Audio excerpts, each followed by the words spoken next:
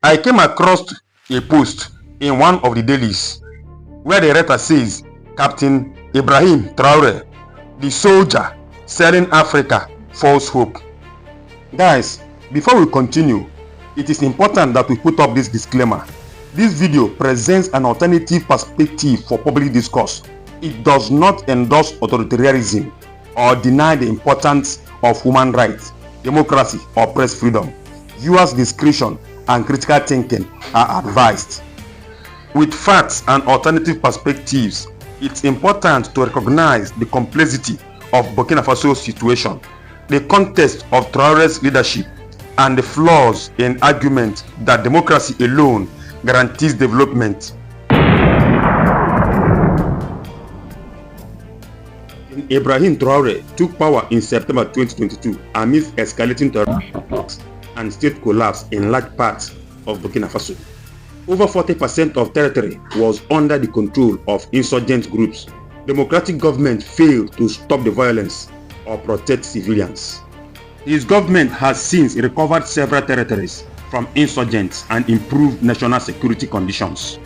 Yes, drastic measures were taken, including suspending certain political activities under wartime emergency conditions, not as a blanket rejection of democracy.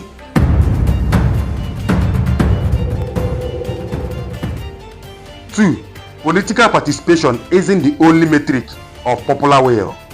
Traoré remains highly popular among the youths and broader population in Burkina Faso and parts of West Africa. In surveys and public gatherings, citizens have repeatedly expressed support for his anti-imperialist stance, security policies, and break from neo-colonial structures.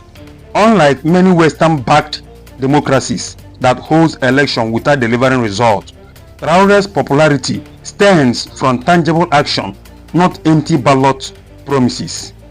Guys, how true could this be? Democracy has not always meant development in Africa. Let us know in the comment section. While the article cites India and South Africa, it ignores that many African democracies remains plagued by corruption, electoral fraud, and elite capture. Nigeria, Kenya, and Mali held elections, yet suffered from institutional decay, poverty, and insecurity.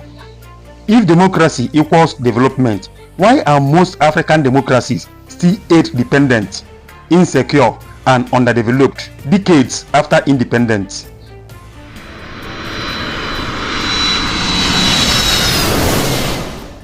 Now, looking at the hypocrisy of Western criticism, the same countries criticizing Traoré supported autocratic regimes and coups when it aligned with their interests, from Egypt's Sisi to Chad's Déby.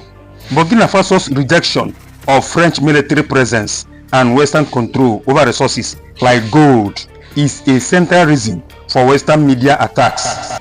Criticism of Traoré is often more about geostrategic interest than genuine concern for democracy or human rights. Institutional reform takes time.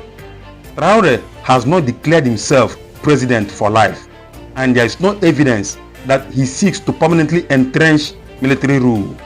He has emphasized building a sovereign transition and grassroots-driven governance, suggesting eventual democratic restoration on new terms. Yes, his approach might be unconventional, but African nations have the right to explore governance systems rooted in local realities, not forced templates. A youth-led sovereign revolution is not dictatorship. Traoré's rhetoric and actions mirror Thomas Sankara's vision, focusing on self-reliance, anti-corruption, women's empowerment, and African unity. He has cut foreign influence, redistributed military, focused to local communities, and emphasizing Pan-African solidarity. That's not dictatorship. That's post-colonial self-determination in action.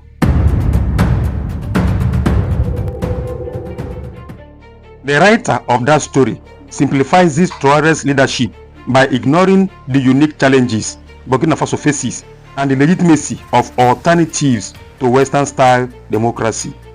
Rather than demonize a leader responding to crisis with bold reforms, We should ask, are African leaders allowed to chart their own course, or must they always follow Western scripts to be considered legitimate? Guys, by liking, commenting and sharing this video, you are lending your voice and you are standing strong with the people of Burkina Faso. Subscribe to this channel for more and follow our Facebook page. Thanks for watching.